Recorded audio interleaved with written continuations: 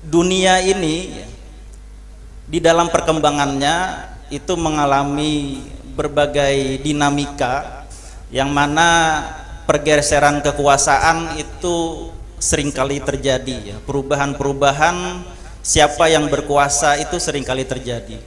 Ada masanya misalnya di sekitar tahun 1000 ya, yang berkuasa itu adalah para pemuka agama, para rohaniawan.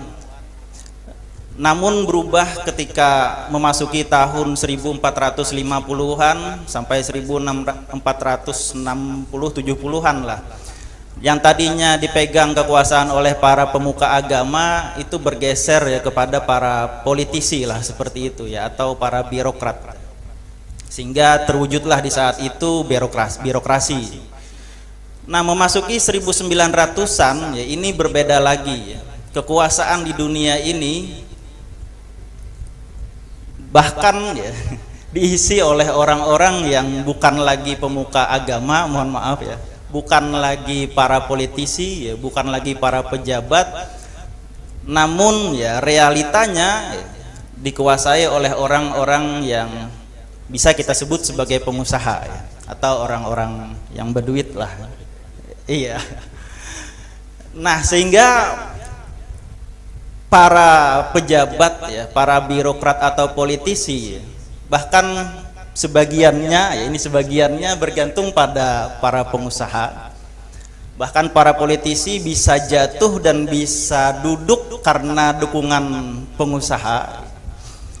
Dan juga di sisi lain ya, para pemuka agama juga sebagiannya juga dipengaruhi oleh adanya para pengusaha lah. Ulun kada tapi nyaman menjelaskan benar masalah itu ya kalau.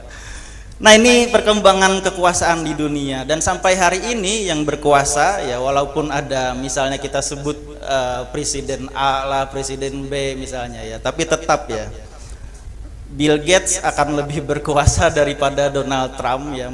Mark Zuckerberg pun seperti itu ya, sehingga media dan lain sebagainya bisa mengimagekan seseorang yang sebenarnya baik menjadi tidak baik ya, dan seseorang yang tidak baik menjadi baik ya. Bahkan satu peristiwa yang itu adalah peristiwa yang salah itu bisa dijadikan peristiwa yang benar bisa dijadikan peristiwa yang salah ya, karena pengaruh salah satunya saja yang dipegang oleh para pengusaha tadi, yaitu pengusaha media gitu ya. Nah, ini perkembangan yang sudah terjadi sampai hari ini mungkin bisa kita bisa kita analisis bersama-sama. Di samping itu di Indonesia saat ini ya, angka pengangguran di tahun 2022 ini mencapai 8,4 juta ya, dari warga negara Indonesia. Ini juga sedikit menurun daripada di tahun 2021 ya, di bulan Maret kemarin Badan Pusat Statistik mengeluarkan data bahwa sekitar 9,77 juta warga negara Indonesia itu yang menganggur. Kalau kita tarik ya ke Kalimantan Selatan, di Kalimantan Selatan jumlah pengangguran itu berjumlah sekitar 4,95%, dan 4,95% ini kalau kita tarik lagi ke Hulu Sungai Utara ya, jumlah pengangguran ada di angka 4,8%. Artinya setiap 100 orang ada 5 orang yang nganggur.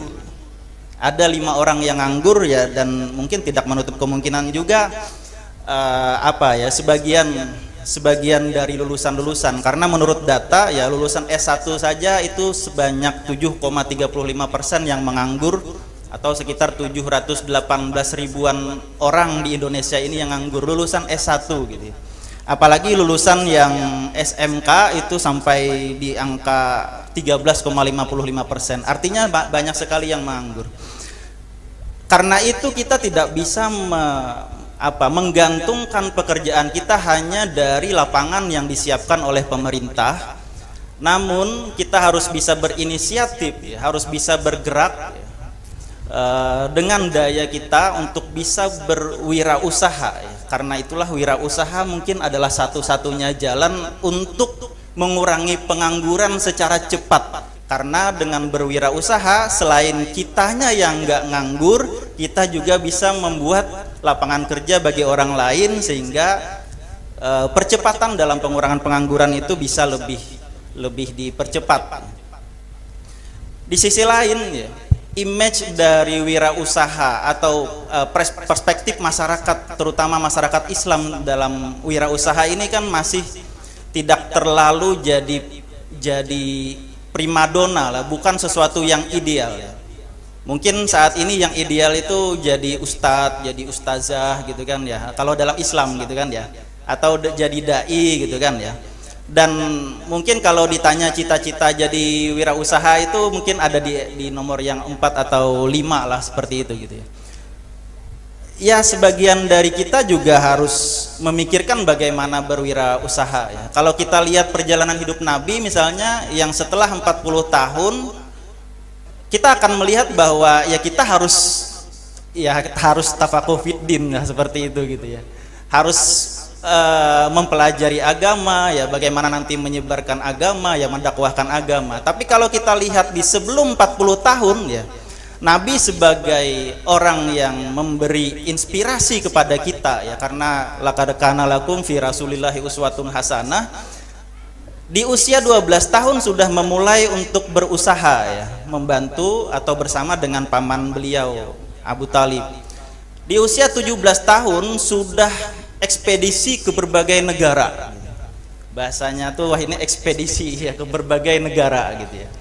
Bahkan di usia 25 tahun Nabi ya, itu usia yang sangat-sangat gemilang ya. Beliau sebagai seorang entrepreneur sejati dan sangat sukses disegani di Jazirah Arab. Karena itulah ya, di usia 25 tahun itu kemapanan Nabi itu sangat luar biasa. Nah, kita misalnya kan yani para santri ading-ading sebertaan ya, sebagai laki-laki itu kada tampan tuh kada apa-apa itu kan, asal mapan ya, karena kemapanan mengalahkan ketampanan gitu kan ya. Di mata perempuan seperti itu gitu. Nah, karena itulah ya, di usia 25 tahun Nabi menurut Syafi'i Antonio ya, malam yang menjujur atau memberikan mahar kepada Sayyidah Khadijah itu kan lebih dari 1 miliar gitu. Ini gambaran yang sangat luar biasa ya, bagaimana perjalanan hidup Nabi sebagai seorang yang berdagang, sebagai seorang yang berwirausaha.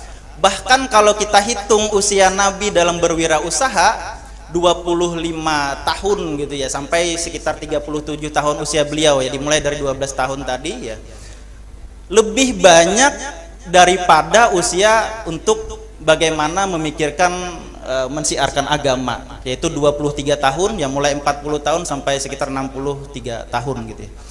Karena itulah Islam memandang bahwa ya, berusaha ini atau memiliki usaha ya, berwirausaha ini sangat-sangat penting. Bahkan di dalam ayat Al-Qur'an ya, ulun baru saja tadi ini diajari oleh mualim Rif'an gitu ya, bahwa di dalam Al-Qur'an itu kan ada ayat ya ayyuhalladzina amanu idza nudiya lis-salati idza nudiya lis-salati mi yaumil jum'ati fas'au ila zikrillah wazarul bai' gitu. Nah, bahasa wazarul bai' ini hanya bisa dilakukan oleh orang-orang yang berdagang gitu. Wazarul bai'-nya itu gitu kan ya. Diposisikan di sana ya, bahwa orang-orang Islam tuh harus mengisi perdagangan itu ya, harus mengisi jual beli itu gitu. Sehingga ketika jual beli dikuasai oleh orang-orang Islam ya, pikirannya kan tidak hanya mengejar profit semata ya, tapi juga bisa di samping itu ya, bermanfaat bagi orang-orang yang ada di sekelilingnya, karena dia menyadari ada campur tangan Allah Subhanahu wa taala dalam setiap proses dan hasil usahanya. Karena itulah jual beli harus diisi oleh orang-orang yang beriman ya, diisi oleh orang-orang Islam.